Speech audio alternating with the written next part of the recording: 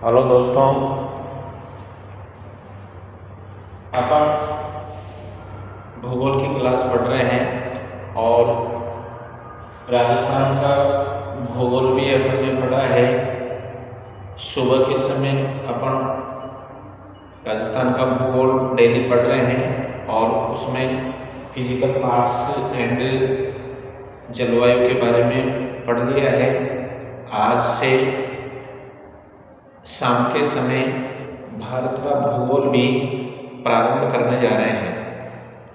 भारत का भूगोल भी राजस्थान के भूगोल के समान ही इम्पोर्टेंस रखता है और आने वाले प्रश्नों में भारत के समान राजस्थान के समान ही भारत से संबंधित भी क्वेश्चन पूछे जाते हैं। उन क्वेश्चनों को ध्यान में रखते हुए भारत का भूगोल प्रारंभ किया है और भारत का भूगोल भी इसी प्रकार से अध्ययन करेंगे जिस प्रकार से अपन ने राजस्थान के भूगोल में है। और आप लोग तो केवल इस वीडियो को बच्चों तक पहुंचाते रहो और शेयर और सब्सक्राइब करते रहो। इनसे संबंधित क्वेश्चन की गारंटी मेरी है और अच्छे रेलवे वगैरह में है, इधर से सेकंड ग्रेड फर्स्ट ग्रेड वगैरह में है, आरपीएससी में भारत का भूगोल भी राजस्थान के भूगोल के समान ही क्वेश्चन आते हैं और उनसे संबंधित क्वेश्चनों को हल करते हुए चलेंगे, क्वेश्चन बनाएंगे। ठीक है, तो बिना देरी के भारत के भूगोल के बारे में भी अपन पढ़ते हैं। सबसे पहले यह लिख देता हूँ मैं,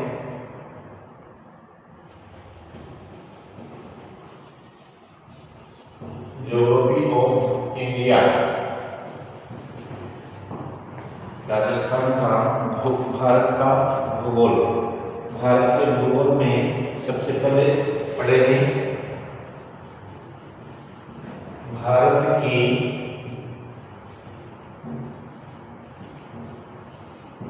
भौगोलिक स्थिति। जिस प्रकार से अपन ने प्रारंभ किया था राजस्थान की, तो राजस्थान की भौगोलिक स्थिति को पढ़ा, उसी प्रकार से भारत की भौगोलिक स्थिति के बारे में पढ़ेंगे।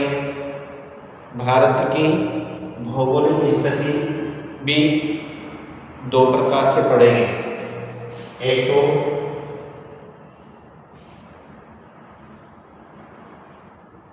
एशिया में भारत की स्थिति क्या है, दूसरा विश्व स्तर पर भारत की स्थिति क्या है।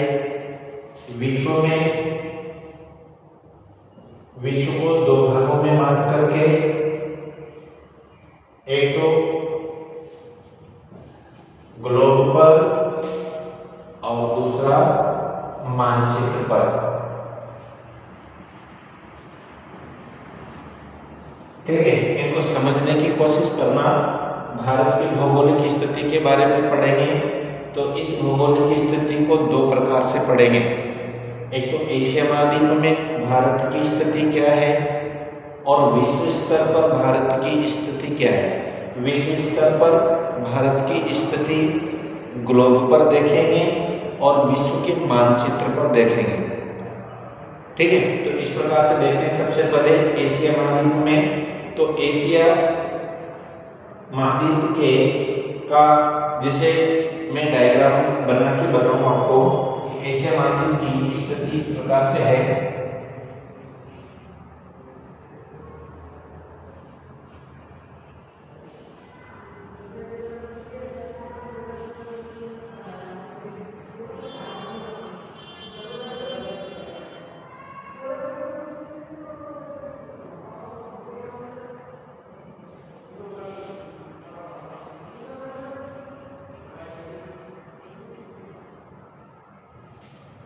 और इस प्रकार से मतलब एशिया महाद्वीप की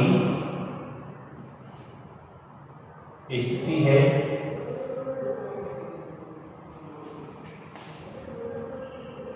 अब इस एशिया महाद्वीप को बराबर दो भागों में विभाजित कर दिया जाए तो भारत कौन सी दिशा में रहा? दक्षिण दिशा में। तो यहाँ लिख देते हैं एशिया महाद्वीप में भारत की स्थिति कहां पर है? दक्षिण में। ठीक है, एशिया महाद्वीप में भारत की स्थिति दक्षिण में है। इस प्रकार से मानचित्र से समझते हुए पढ़ना है, मानचित्र से समझते हुए पढ़ेंगे। विश्व के ग्लोब पर देखा जाए तो भारत की स्थिति अक्षांश व देशांतरीय विस्तार के आधार पर रहेगी। ये तो रहेगी इसका देशांतरीय विस्तार और ये रहेगा इसका अक्षांशीय विस्तार। ठीक है, तो ग्लोब पर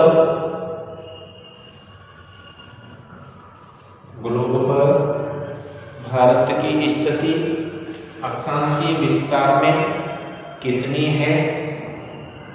8 डिग्री 4 मिनट उत्तरी अक्षांश से 37 डिग्री 6 मिनट उत्तरी अक्षांश तक, उत्तरी अक्षांश तक। ये तो इसकी अक्षांशीय स्थिति है।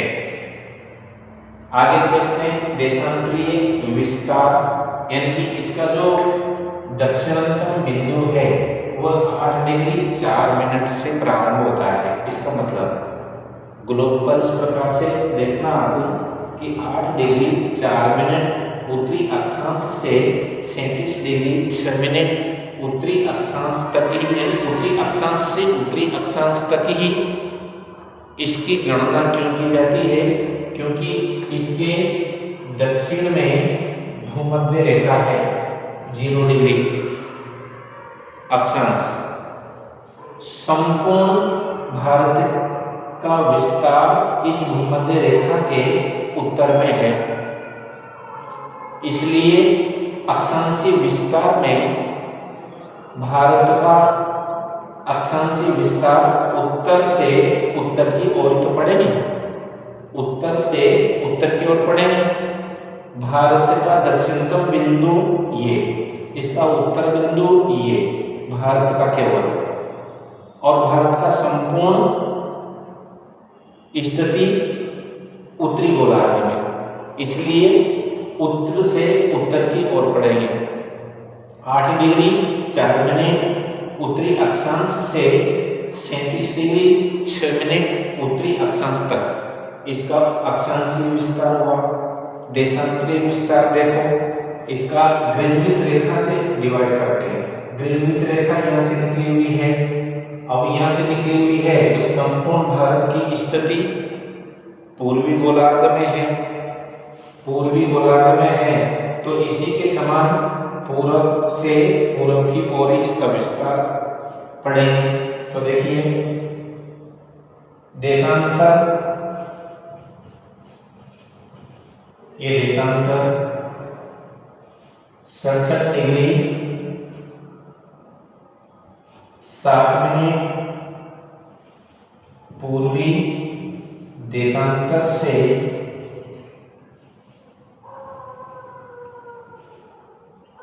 97 डिग्री 25 मिनट पूर्वी देशांतर तक। देखो पूर्वी देशांतर से पूर्वी देशांतर तक, तो राजस्थान के समान ही भारत की भौगोलिक स्थिति से संबंधित भी क्वेश्चन बनकर के आ जाते हैं, और कितनी बार आ चुके हैं। आप लोग भी इसका पूरा ध्यान रखना, इन संख्याओं में थोड़ा बहुत परिवर्तन करके और क्वेश्चन पूछ लेता है। तो इस टॉपिक के लास्ट में फिर मैं क्वेश्चन बना करके बताऊंगा आपको कि किस प्रकार से क्वेश्चन पूछता है। तो ये ग्लोब पर इसकी भौगोलिक स्थिति हो गई। अब मानचित्र पर भारत का, विश्व का मानचित्र देखना आप, यहाँ पर ग्रीनविच रेखा है, ठीक है, ग्रीनविच रेखा के, और ये ग्रीनविच रेखा हो गई और ये भूमध्य रेखा हो गई। तो भूमध्य रेखा के क्रॉस यहाँ पर हुआ, ठीक है, एक भाग इधर हो गया, एक भाग इधर हो गया, ये उत्तर, ये दक्षिण, ये पूरब और ये पश्चिम। तो भारत की स्थिति कौन सी दिशा में हुई? उत्तर पूर्व में, ठीक है। तो मानचित्र पर यह मैं देता हूं, विश्व के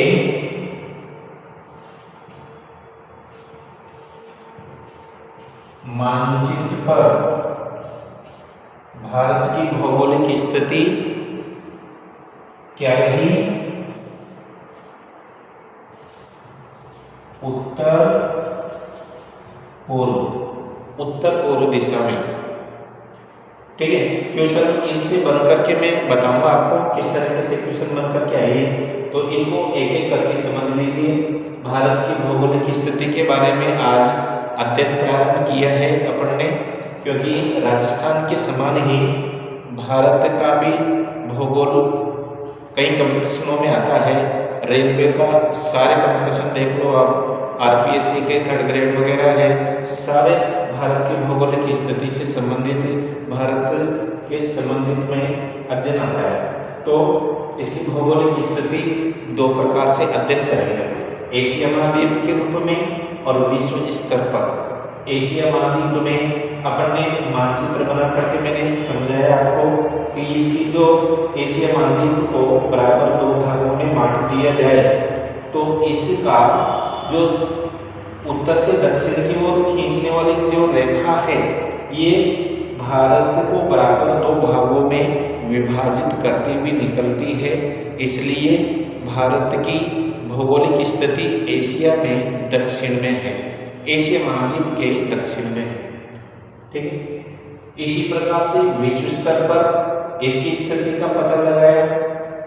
विश्व स्तर में दो प्रकार से इसका अध्ययन कर सकते हैं, ग्लोब पर और विश्व के मानचित्र पर। ग्लोब पर देखा अपन ने तो इसकी अक्षांशीय विस्तार 8 डिग्री 4 मिनट से उत्तरी अक्षांश से 37 डिग्री 6 मिनट उत्तरी अक्षांश तक, देशांतरीय विस्तार में 67 डिग्री 7 मिनट पूर्वी देशांतर से 97 डिग्री 25 मिनट पूर्वी देशांतर तक। इस प्रकार से ग्लोब पर इसकी स्थिति हो गई।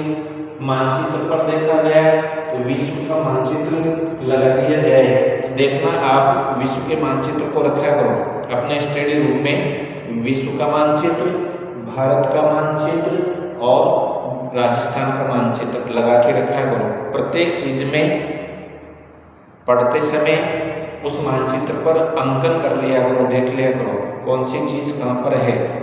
बिना मानचित्र के मत पढ़ा करो, रटने से ये चीजें समझने में नहीं आती है। मानचित्र से पढ़ना दिमाग में स्थायी हो जाएगी, कभी भूलोगे नहीं। तो ये स्थायी रूप से याद करने का तरीका है, भूगोल की प्रत्येक चीज को मानचित्र से अध्ययन करना। तो विश्व के मानचित्र पर देखा जाए तो जैसे ये भारत की स्थिति है, ये भूमध्य रेखा है और यहाँ से ग्रीनविच रेखा निकलती है 0 डिग्री देशांतर, जिसको मध्यांतर रेखा के नाम से भी जानते हैं। अब इस प्रकार से अगर निकल रही है तो ये दक्षिणी गोला, ये उत्तरी गोला, ठीक है, ये उत्तर, ये दक्षिण। तो भारत की स्थिति किस प्रकार से रही? उत्तर पूर्व में।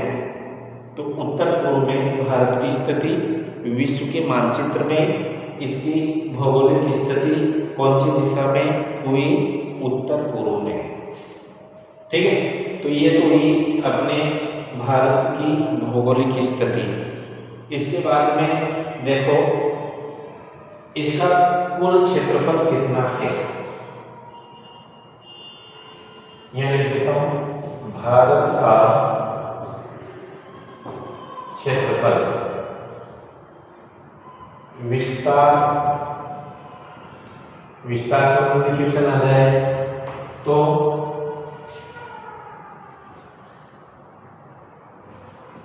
उत्तर से दक्षिण और पूर्व से पश्चिम, इसकी लंबाई चौड़ाई कितनी है?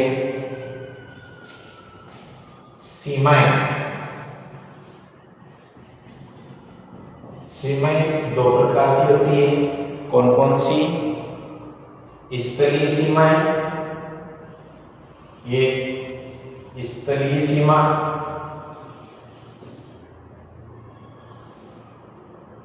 स्थलीय सीमा और जलीय या तटीय सीमा, जलीय या तटीय सीमा। इनसे भी क्वेश्चन बन करके आ जाता है कभी कभी। तो देखिए अपन चलते हैं कि भारत का कुल क्षेत्रफल कितना है? 32,87,263 वर्ग किलोमीटर।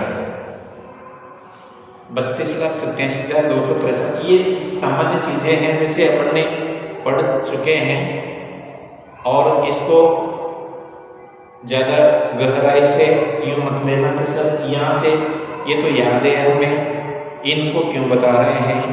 प्रारंभ सरल से कठिनाई की ओर करना चाहिए। प्रारंभ हमेशा सरलता से कठिनाई की ओर बढ़ना चाहिए। ये सीखें, एक छोटी सी चीज़ को भी तुच्छ समझकर नहीं छोड़ेंगे। अब वह भी एक तरह से पहाड़ के समान अगर छोड़ दिया तो कभी कभी वह भी पहाड़ के समान अपने सामने खड़ी हो सकती है। इसलिए आप इनको भी, छोटी छोटी चीज़ों को भी पढ़ते हुए चलो, समझते हुए चलो। आगे भी अपन वह चीज़ें भी पढ़ेंगे जो आपको आवश्यकता है, डायरेक्टली उन पर नहीं, एक स्टेप बाय स्टेप चलेंगे ना तो वह चीज़ें भी सामने आएंगी। ठीक है, तो भारत का क्षेत्रफल 32,87,263 वर्ग किलोमीटर है। इसके बाद में इसका विस्तार है उत्तर से दक्षिण की ओर। तो उत्तर से दक्षिण की ओर इसका जो विस्तार मिलता है, उत्तर से दक्षिण की ओर इसका जो विस्तार मिलता है वह है 3,214 किलोमीटर, यानी कि 3214 किलोमीटर है। और ये गलत हो गया। उत्तर से दक्षिण की ओर है 3214 किलोमीटर और ये पूर्व से पश्चिम है, ये है 2933 किलोमीटर। ठीक, ध्यान से सुनिए। इसका विस्तार उत्तर से दक्षिण की ओर 3214 किलोमीटर है। उत्तर से दक्षिण, ये उत्तर और ये दक्षिण, यहाँ तक इसका जो विस्तार है ये कितने किलोमीटर है? 3214 किलोमीटर। पूर्व से पश्चिम इसकी जो चौड़ाई है वो 2933 किलोमीटर है। ये पश्चिम से पूर्व इसकी जो चौड़ाई है यहाँ से यहाँ तक है, कितना है? 2933 किलोमीटर। सीमाएं है स्थलीय सीमाएं और जलीय सीमा। स्थलीय सीमा इसकी 15,200 किलोमीटर है। कितनी है? 15,200 किलोमीटर। सीमा इसकी स्थलीय सीमा 15,200 किलोमीटर है और जलीय सीमा कितनी है? लगभग 6,000 किलोमीटर है। अगर इसमें द्वीप समूह भी मिला दिया जाए तो इसकी सीमा कितनी हो जाती है? 7,516.6 किलोमीटर। ये द्वीप समूह सहित इसकी जलीय सीमा है। इसमें ये द्वीप समूह भी तो है, ये द्वीप समूह है, ये द्वीप समूह है, ये भारत के द्वीप समूह है और जलीय सीमा बनाते हैं। वैसे तो इसकी जलीय सीमा यहाँ से यहाँ तक है, पर इन द्वीप समूह को भी अगर इसमें सम्मिलित कर लिया जाए तो 7,516.6 किलोमीटर इसकी जलीय सीमा बनती है। और देखो इसमें किस प्रकार की विशेषता है, इसकी जो पर्वतीय भाग है, कुल भूमि का कुल क्षेत्रफल का कितना प्रतिशत भाग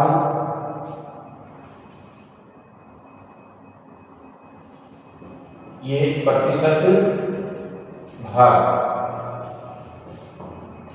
कुल क्षेत्रफल का प्रतिशत भाग पर्वतीय है, एक। दूसरा पठारी है, तीसरा मैदान है। पर्वतीय कितना प्रतिशत भाग है, पठारी भाग कितना प्रतिशत है और मैदानी कितना प्रतिशत भाग है।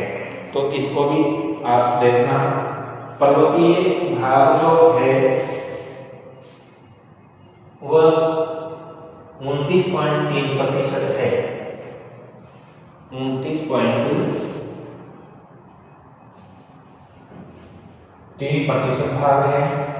पठारी भाग है वह 27.7% भाग है और मैदानी जो भाग है वह 43% भाग है। कभी कभी क्वेश्चन पूछ लेता है कि भारत के भौतिक प्रदेशों में कौन सा भौतिक प्रदेश सर्वाधिक क्षेत्र में विस्तृत है? मैदानी। ठीक, तो प्रतिशत भाग में इस प्रकार से इसका भूभाग फैले हुए हैं। पर्वतीय भाग 29.3% भाग पर, पठारी भाग 27.7% भाग पर और मैदानी भाग 43% भाग पर। और आगे देखते हैं भारत का दक्षिणतम बिंदु कौन सा है। कितनी बार कंपटीशनों में पूछ लिया गया है। तो भारत का दक्षिणतम बिंदु कौन सा है? इंदिरा पॉइंट, इंदिरा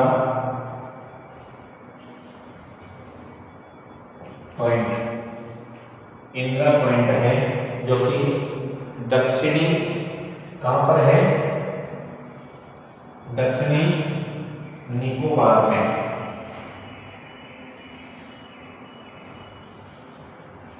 दक्षिणी निकोबार में है।